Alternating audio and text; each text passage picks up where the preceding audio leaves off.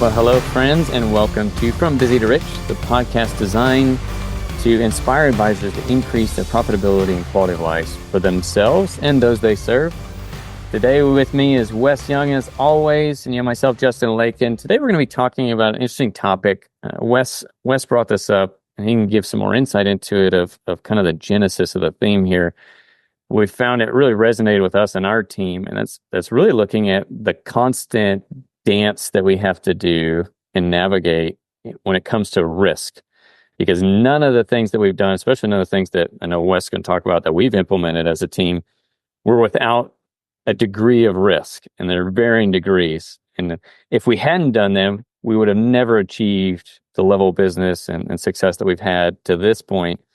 But it took some willingness to engage on, like, hey, there's a very real possibility this doesn't work out. You bet. And what does that look like? This is and the better I get at like awareness of risk and assessing it, and what risks are just things we can reduce, and what risks are things that you're never going to be able to reduce. The better I get at this dance, and the more profitability and quality of life for myself and all those in our atmosphere of influence that we achieve. So I'd written down some stuff. I was just at Strategic Coach, which you guys know we're big proponents of, and we spent a lot of time talking about this topic about risk. So here's kind of the to set all this up, and then I want to walk around in this space for a while. Much of the ability to profit from risk is to have strategy and expectation to dance with what occurs, rather than to predict and be right about what occurs. I want to just stop there for a second and go back and say it again. Much of the ability to profit from risk is to have a strategy and expectation to dance with what occurs, rather than to predict and be right about what occurs. We say it all the time around here. We don't predict, we prepare. You got to ground your optimism in the future that you're trying to create by dancing with the inherent reducible and irreducible uncertainties of life. Dancing with uncertainty well has the potential to create a very rich life. And the biggest area of awareness, I think, that everybody listening today can assess, especially as we come in, if you're listening to this as it airs, you're coming into the end of the year or beginning of next year. And it's just a great time to reset. It's a great time to think about where am I dancing with risk well? Where am I not dancing with it at all that is causing me to suffer unnecessarily? And so this idea of having grounded optimism versus ungrounded optimism, because as a younger leader, I was always optimistic. Like I was like, hey, this could be great. Look at the future we're going to create. What I wasn't always great at is grounding that optimism by saying, what are all the things that might not work here? And then saying, okay, well, am I willing to accept that? Is it worth it to me, the potential upside, to kind of navigate this downside, and move on? And the more I do that, we've got a bunch of big plans that for this next year, as we did this year. And what's risky for one person is not always risky for another. And I think what it begins to make something less risky is your capacity to have this kind of conversation and this narrative of dancing with risk. So, one way I wanted to set this up, Justin, is you were at you go to Strategic Coach too, and you went several weeks back, and I just tell it because you had a beautiful strategy. You going to coach, it's a big investment. It's a big investment in our own human capital, which I think is one of the best investments we can make as entrepreneurs. And you were leaving Tyler. You're going to fly from the small airport there in Tyler over to Dallas, and then from Dallas you're going to fly to LA, and then you had an Airbnb with the other people in Coach that was going to be a great kind of mastermind, around the actual activity of Coach. And so you're going to get there that night. Everything's good. And that's a great plan. But it didn't didn't quite work out that way. Just talk a little bit about that, and I want to talk how it plays to this conversation. And I really appreciate you like bringing that sensitive topic back up and making me relive that live here on the show. Yes. So I want to say thank you for that. Paybacks and medevac. So Yep. yeah, great plan on how to travel. But then I started getting those wonderful alerts, like your flight's delayed. And then they never just like push it out, right? They tell you, hey, it's delayed 30 minutes. And then it's 30 minutes comes, and then you keep checking it, and then it's all of a sudden it's another 30 minutes. And then another. So finally I call it, I'm smelling what they're stepping in here and the theme that's building. And I've come to this point now where I've got one of two options. I can either let this just wreck my plan and keep letting them push it out, ultimately knowing where it's going to end up and it's going to be canceled, or I could try to shift gears and chance going and getting a rental car, driving over to Dallas and then catching that flight and then just bypassing the first leg. Ultimately, long story short, that's what I ended up doing. But it was definitely a point of risk. And not to mention I won't go into too much gross detail, but the rental car that I was able to get like hadn't been cleaned because they didn't have any others available because other people had the same idea I had. It was disgusting. I had to go get like booster shots of Hep C and Hep B. It was rough, but I made it. But it wasn't without its risks. And when you were talking earlier, I really had this image of somebody setting up dominoes. And instead of picking which way the dominoes are going to fall, it's more of a stepping back and understanding the different directions that things can lead. What's the pros and cons and how impactful would those be? And then from there, as they fall, you're following through and you've already got a plan regardless of which way it goes. I don't have to predict it's going to go left or it's going to go right. I just know whether it goes left or right, I know what I can do. And that's ultimately what happened with my flights is I had a plan regardless of if they kept extending it or if they were going to let me fly. If they were going to just let it fly and hold the time, it was great. But if they pushed to this point, I knew I had a plan and that was my cutoff point to get my rental car. And ultimately still was able to be successful. I just had to change how I did it. Yeah. Yeah. And I love that because I think what happens a lot is people put themselves in situations where plan B is impossible, and because they were not thinking in this kind of fashion. In fact, it's like what we talk about. Carl Richards talks about all the time with as advisors, what we really want to be with our clients in advance of the event occurring and really all through their lives is rather than be a defender of an outdated map, which is the plan, like we all create a plan, here's what we're going to do. You be a guide in a changing landscape because that's what we actually do. And so when we talk about, look, we're going to have variable and fixed assets. And because the market doesn't always move up and to the right at a 45-degree angle, it's more like a yo-yo walking upstairs, right? It's up and down and up and down.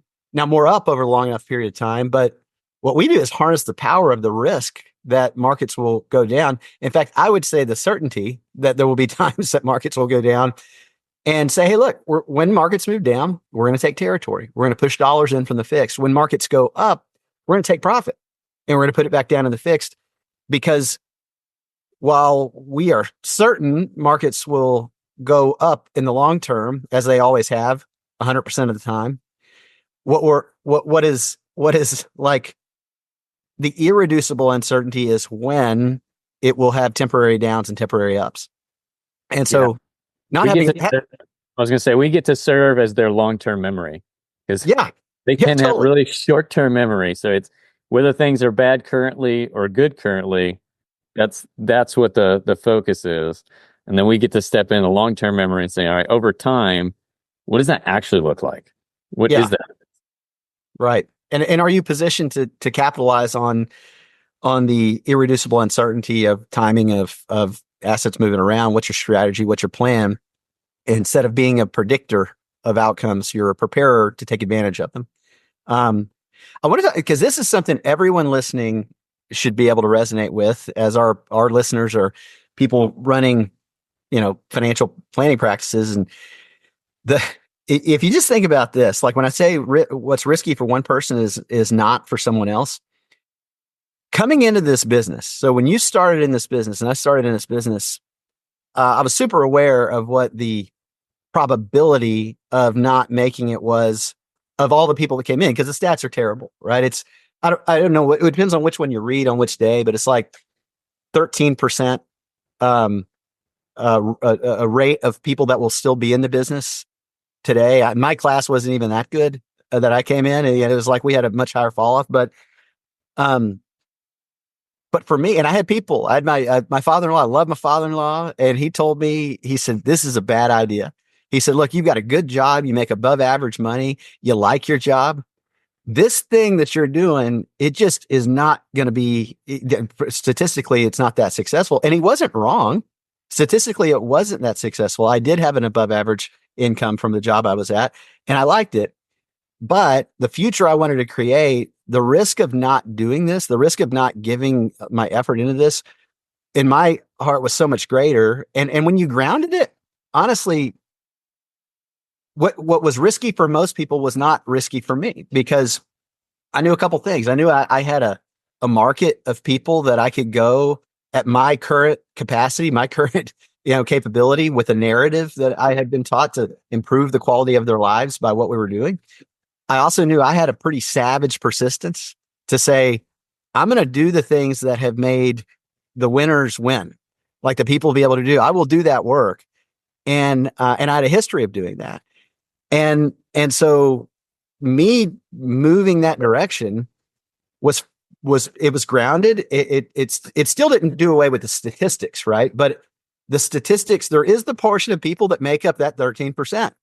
And what are the things that we should ground that those people have, which is why, they make you take certain tests, they make you do certain assessments. Now, they also let a lot of people through the door, right? That technically aren't aligning with that and just hope it works, right?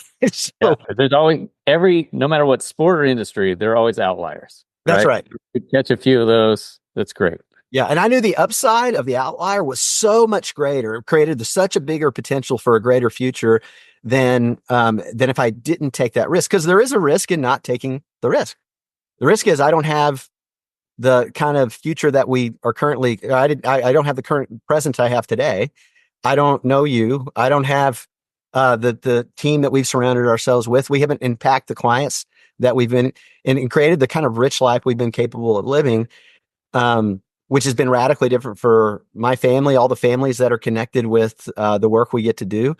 So again, what's risky for one person is that's why I love Justin. We have a ton of entrepreneur business owners that make up our client base, and I am, and you are too, such a proponent of when we're looking at alignment of the use of capital, time, talent, energy, attention, money with what they really care about and their unique ability and their profile.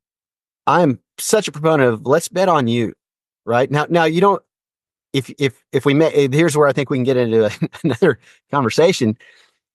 If this bet doesn't make it, like everything goes away, I think that's sometimes an unintelligent risk to take, but it's kind of like the one thing we talk about with our entrepreneurs is this whole idea of the family bank. Because the family bank is like we're gonna, our entrepreneurs, they would describe themselves as, I don't mind risk. Well, that's not true.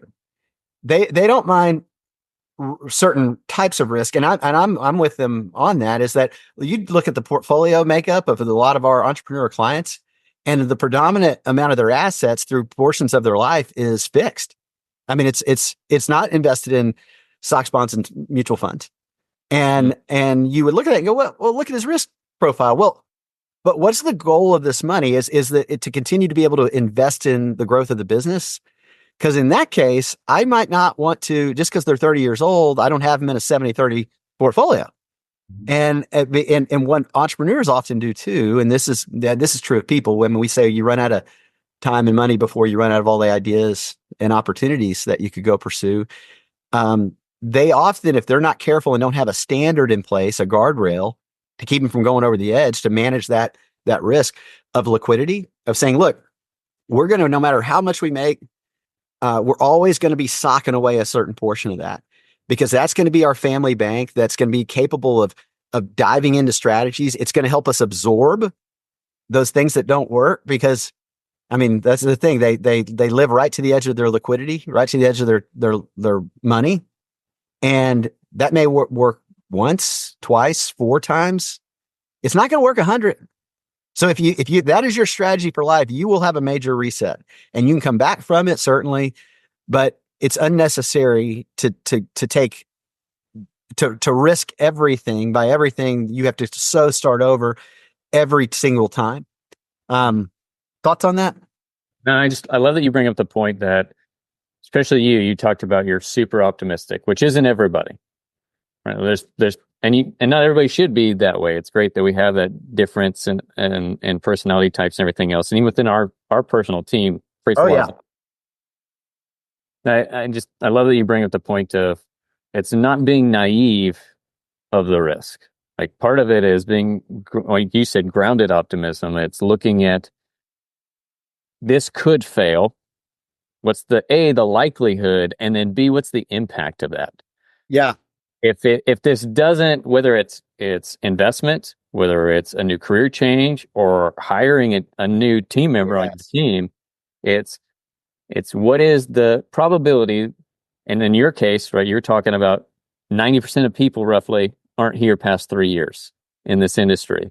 Yeah. There's a probability when you just look at that statistic, but then when you add in the components that you know about yourself that make you different, you're like, I know I am one of the 10%, but what if I fail? So you don't just go all in. You say, what if I am in that 90%? How impactful would that be? Well, I could still go back to my previous career. I could find a job doing that. But if I don't do this, I will never have the opportunity that I can have through this transition of this thing if I don't take the risk. And so I think that's just a beautiful way of putting it. Of it's counting the cost.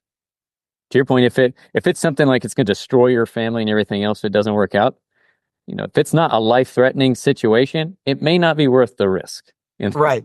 Like maybe you don't do that one, but if it's not that, and I know you can get plenty of examples that aren't life-shattering if it doesn't work out, but that people and advisors aren't willing to take usually, or are afraid to take. Yeah. Well, it's funny because you think of it. Let's talk about this. Is these, all of you listening, you've taken the risk, and that risk paid off. You're here, right? And you probably have a pretty cool life, and you make a big impact. Oftentimes, though, like anybody, the gravitational pull is to defend our current set of habits and structure.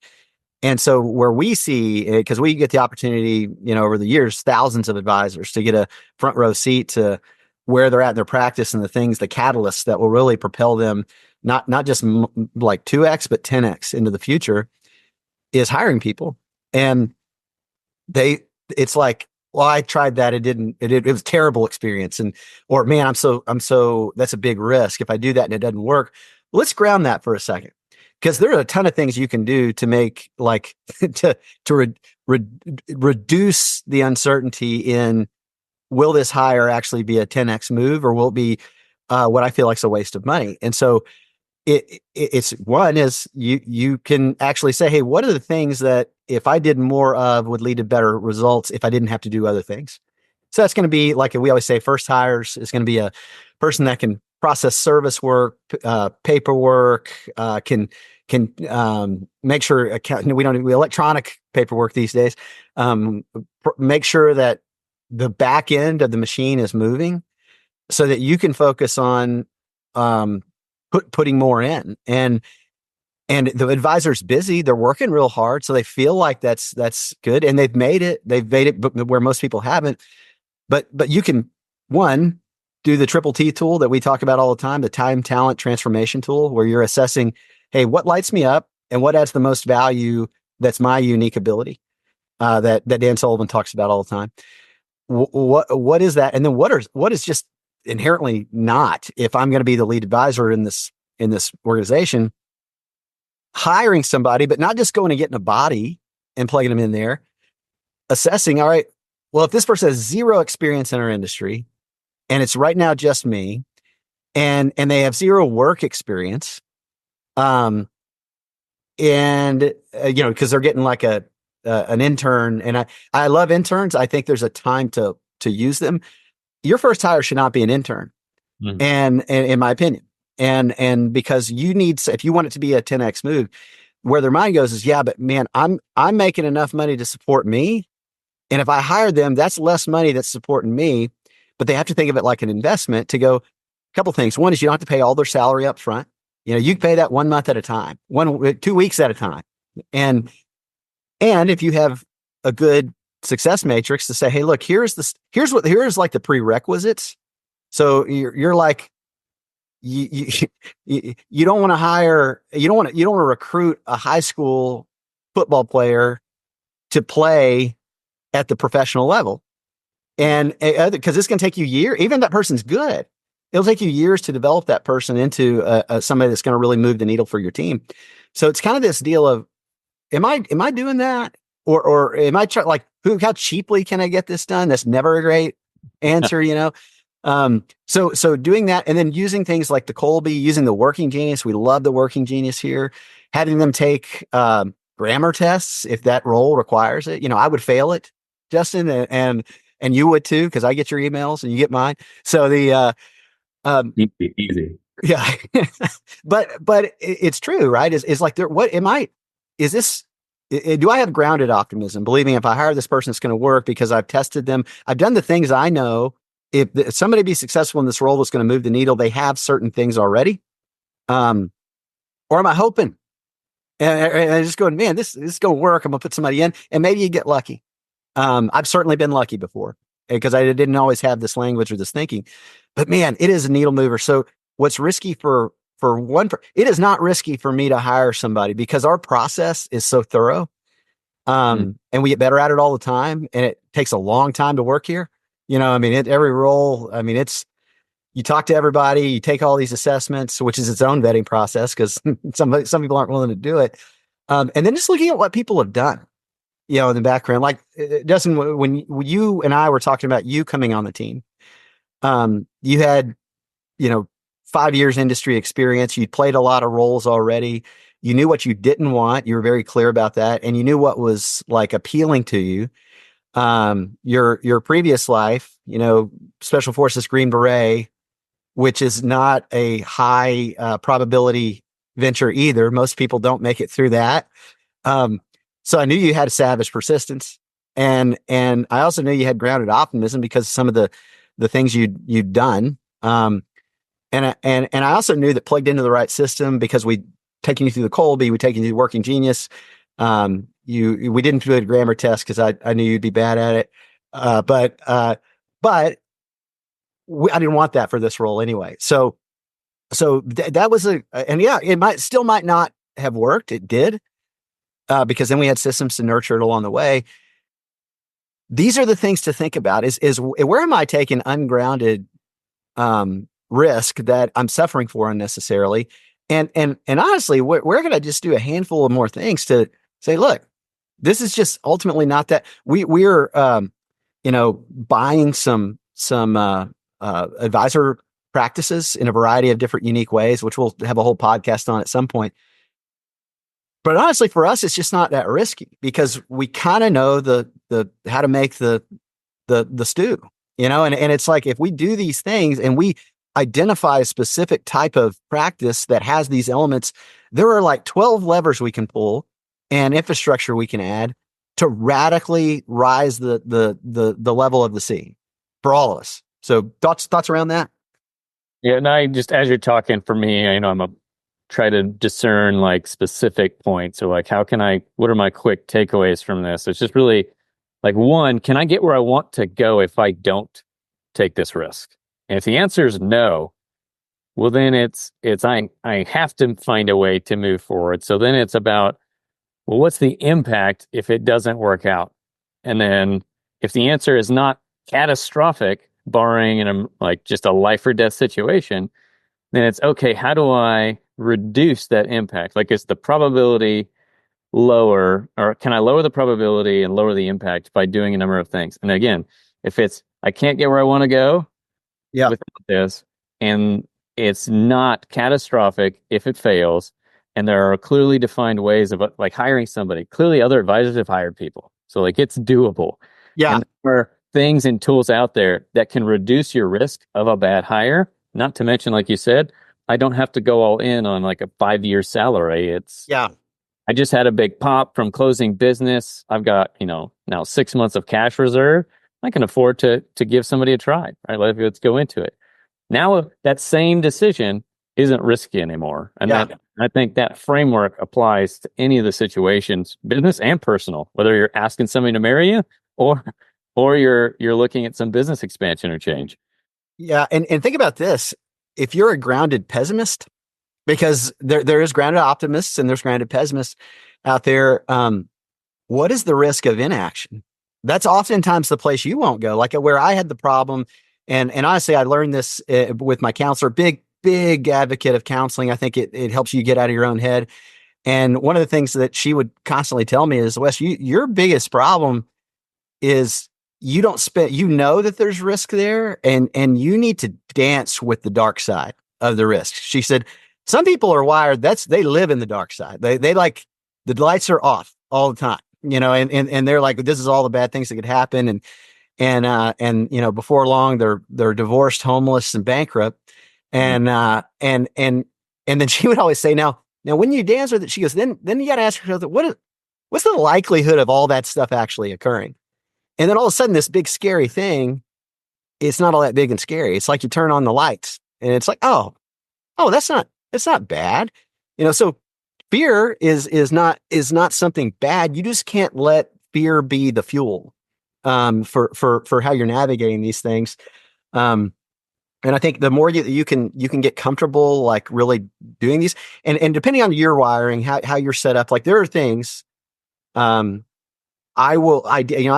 come up with tons of possibilities and ideas for the future, but there's a process I use to kind of narrow that down. And then when there are people on our team that are so vital and valuable to our team that when I'm ready to hear the dark side, the grounded pessimism of it, I say, hey, here's what I'm thinking about. And then I just let them talk. I let them go through all that. And I say, yeah. And let's think about if we don't do it, what about that? Because if you're a grounded pessimist, that's the question you need to be asked. What's the risk of inaction? What's the risk of the future I could be bringing to people that I won't be able to bring if I don't try this on? It doesn't mean you have to live there forever. It doesn't mean you have to wear that outfit forever, but boy, you need to try some of them on. So fun topic, man. This is not going to go away. It's a tension to manage. It's not a problem to solve. And so I think as people listen to this, just you're coming in a new year, the takeaway that I would say is are you a grounded optimist or grounded pessimist? Because you're probably lean one way to the other. Very people are neutral. And then really remember that what's risky for one person is not for someone else. And if some of these initiatives you feel like are risky for you that you need to do in order to create the future that you want, how do you reduce the reducible uncertainty? Understanding it's never going to be completely certain. How do you reduce it? You do it by creating clarity around testing, all these things we've been talking about today. That's awesome. Well, we really hope you enjoyed listening to our show today and that you got a lot of takeaways. We encourage you to go think through some of those things that maybe you've been putting off or afraid to do or been considering from a risk, and just put it back and kind of flip it on its head. And then maybe if you're still struggling with it, you go talk to somebody else and get their input. Find somebody that's not going to think about it and look at it the same way as you, and kind of get their feedback, and then think through like, well, can I get where I want to go without this? And then if the answer is no, like start thinking through like, how impactful is this really going to be if things don't work out? And then how can I reduce or limit that? Yeah. And I encourage you always, I was just going to say, please go to our website. There's a ton of additional resources. We have other episodes talking about some of the things like the Colby and some of these other components. If you're looking at hiring, and other episodes that are great free resources for you. And if one of those risks that you're considering is how do I take my practice to another level, and encourage you, like, go look at our website. We have a bunch of paid for resources, including our new Transform series that we're launching. Another one currently right now we're taking in and doing kind of our free sign up. Enrollment is open right now for 2025. Again, if you're looking, especially if you're going from a non-fee based to a fee based planning, whether it's our course or another course, the point there being like, undoubtedly, having gone from one side of the spectrum to the other, can tell you the risk is worth it. Because the reality is most people, just from a couple of cases, would cover from an expense standpoint. So if that's the worst case scenario, if you know that that's going to be the type of thing that gets you where you want to go, I just encourage you to bet on yourself. Don't be afraid, like Wes was talking. You know what you're capable of because you've got a track record of it. So don't be afraid to bet on yourself. Wes, anything else? Nah, man, love it. Sign up for Transform. Can't wait to have you part of the community. Thank you all. Bless you guys.